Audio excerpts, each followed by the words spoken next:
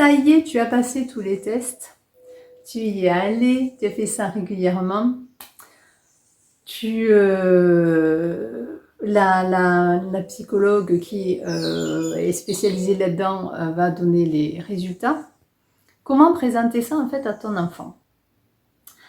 Eh ben, il faut que tu lui dises en fait que déjà ça va être la psychologue qui va lui présenter les résultats et que ben oui voilà, on peut expliquer que dans toute la population, les gens ont eu des tests et malgré ces tests, c'est un peu comme à l'école, il y a eu des notes et on fait une moyenne de ces notes et ben voilà, il y a un groupe de gens qui fait partie de, ils ont des notes un peu plus basses, une grosse partie qui a des notes en moyenne, voilà, de telle moyenne à telle moyenne, et après il y a un peu moins d'enfants aussi et d'adultes, parce que les adultes aussi se détectent.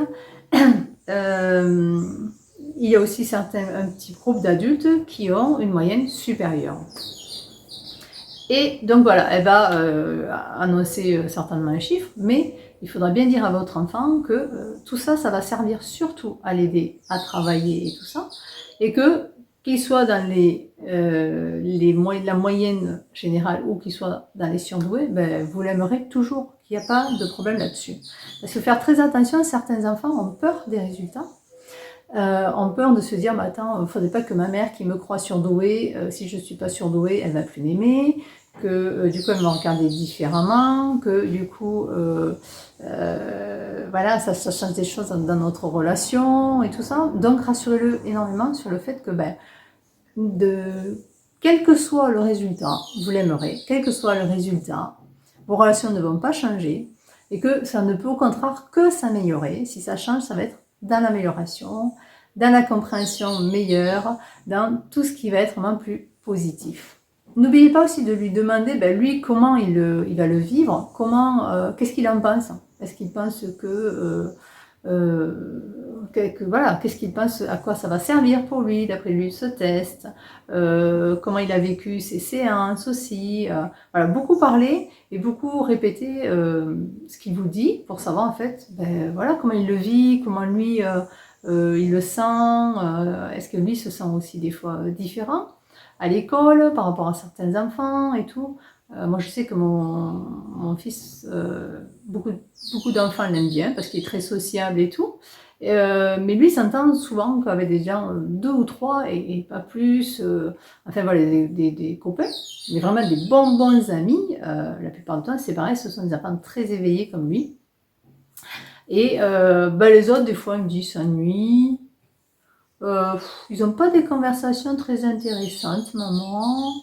Voilà, ils parlent de trucs qui me plaisent pas, ou qui me plaisent, voilà, qui font bébé.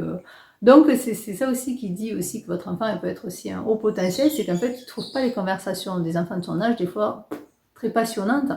Et par contre, ils vont discuter avec des gens qui ont 25-30 ans et qui vont trouver passionnant. Moi, mon fils, il a des amis, il a des très bons amis qui ont, il le dit, hein, c'est mon copain, il a 80 ans. Voilà, c'est un cousin de la famille et ils s'entendent tous les deux très très bien. Et c'est un ancien instituteur d'ailleurs et tout. Et ils s'entendent très très bien. Et lui, il dit pareil, il dit, mais Jonathan, c'est mon copain, c'est mon copain et tout. Et il est enthousiaste que Jonathan dise, c'est mon copain, quoi. Il a beaucoup de personnes comme ça, de 70 ans, de tout âge, de 30 ans, 40 ans, qui disent, oh, je me suis fait un copain. Je me suis fait un copain. Donc moi, des fois, je cherche un petit garçon de 9 ans, ou une copine, et puis je vois quelqu'un de 25-30 ans arriver et qui me dit, ah, j'ai discuté avec votre fils et tout. Là, je lui dis, mais c'est le copain, la copine dont tu me parlais. Il fait, oui, c'est ça. Et moi, je sais que personnellement, je suis très attirée, même maintenant, ben, les gens qui ont 30 ans. Voilà, même ayant dépassé les 30 ans, je suis plus attirée vers les 30 ans. Donc c'est ça aussi, vous avez plein de petits trucs qui peuvent vous dire que votre enfant, bah, et des fois, il n'est pas super à l'aise avec les enfants de son âge, il va être plus à l'aise avec certains enfants de son âge ou d'autres. Et du coup, bah, c'est lui dire ça aussi, lui expliquer qu'il y a une différence des fois en certains enfants, mais que voilà, il faut les accepter. Chacun on est différent, chacun a nos raisonnements, chacun a nos passions, on a nos façons de fonctionner et qu'il faut les respecter. Après, on peut être attiré naturellement vers certaines personnes, ça c'est normal. Voilà. Pour autant, il faut éviter aussi qu'ils se sentent supérieurs, qu'ils prennent la grosse tête, parce que je sais que pour certains parents, ça s'est passé parce qu'ils ont trop encensé, ils ont trop dit, ah oui, il est surdoué, mon enfant, là. Alors que l'on sait en plus qu'à côté, ces enfants-là peuvent avoir des problèmes de sociabilisation, des problèmes d'orthographe, des problèmes de français, des problèmes, des trucs tout bêtes à faire. Il y a eu des tests qui ont été faits. Vous allez voir sur YouTube des trucs tout bêtes où des enfants du même âge arrivent très facilement à faire très rapidement et les surdoués n'y arrivent pas. Comme je dis, les lacets, moi, il n'y arrive pas. Pourtant, il fait des choses beaucoup plus complexes que les lacets. Voilà, il navigue sur Internet facilement. Il a plein de choses où, franchement, pour son âge, il est quand même très en avance. Et sur d'autres, ça coince.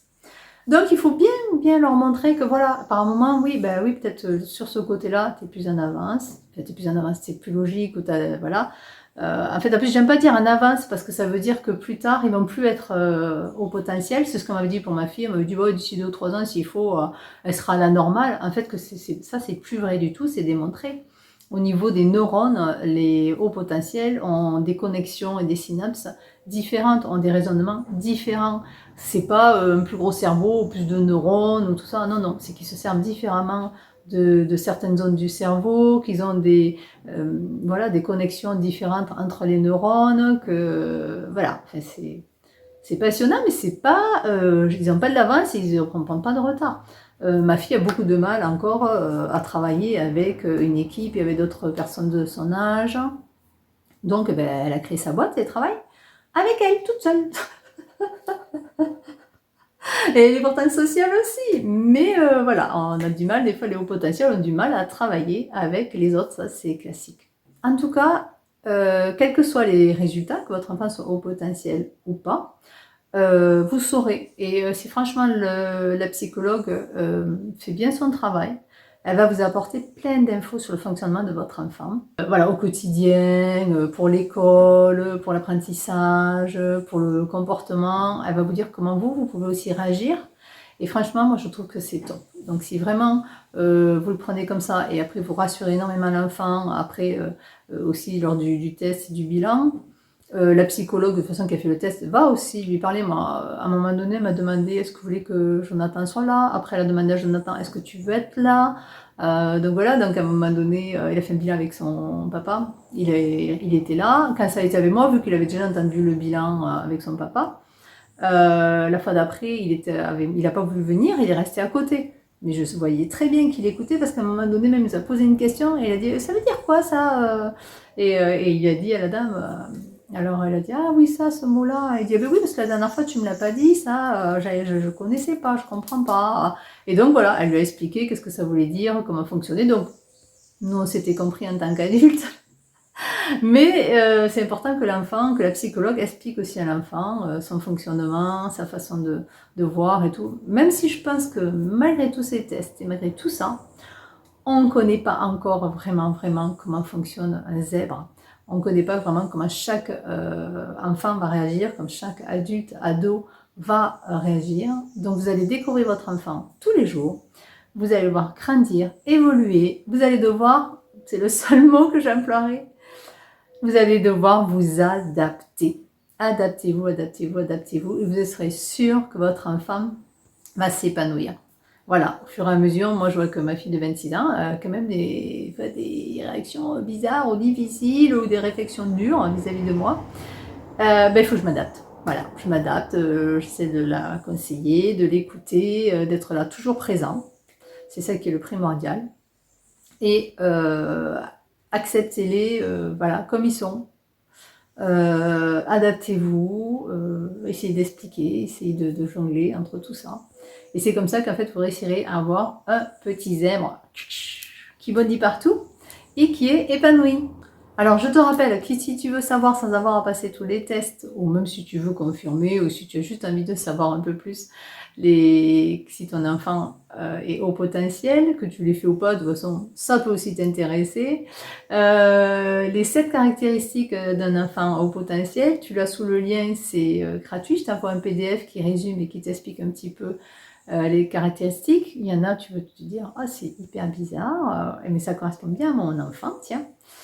Et aussi, tu peux prendre rendez-vous 30 minutes avec moi pour qu'on discute en fait, voilà, Qu'est-ce qui te fait penser que ton enfant est haut potentiel?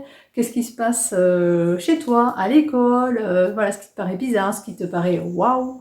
Et voilà, et je t'expliquerai un petit peu en une demi-heure de rendez-vous, qu'est-ce que tu peux faire avec lui, qu'est-ce que je pense, voilà, je peux te dire un petit peu, si je pense personnellement, s'il est haut potentiel ou pas. À bientôt! La prochaine vidéo, ce sera sur comment annoncer à ton entourage, à tes amis et tout ça, que ton enfant est éventuellement zèbre, et les réactions des fois bizarres et très décevantes de certains amis. À tout de suite!